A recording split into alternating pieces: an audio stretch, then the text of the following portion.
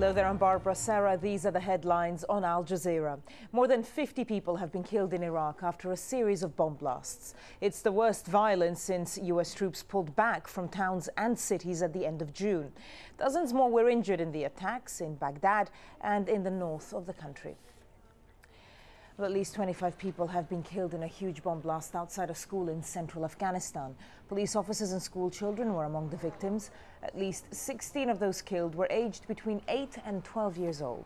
They were on their way to school when the blast happened in the Mohammed Agha district in Logar province. Al Jazeera's Zaina Hodder is in Kabul. There has been no claim of responsibility, but we do know that the Taliban does have quite a few strongholds in that area. It's not only the Taliban, Hezbollah Islamic group as well. President Hamid Karzai condemning the attack, calling it brutal and saying that no Muslim would really kill innocent children and civilians. Climate change and trade are top of the agenda on the second day of the G8 summit in Italy. Leaders have agreed to reject protectionist measures on the economy, but the most powerful countries have failed to get an agreement on how to tackle climate change. Another major issue being discussed during the summit is food security. Josette Sheeran, head of the World Food Programme, says that world hunger is on the rise. The demand is rising in the world, and natural disasters and weather changes and all of these things.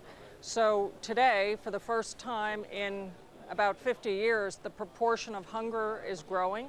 The numbers of hungry are growing, and we have 60 million kids who, if we don't give them a cup of food in school, they will not be able to eat each day.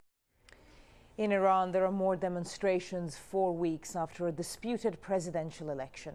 Witnesses there say police are using tear gas and beating protesters.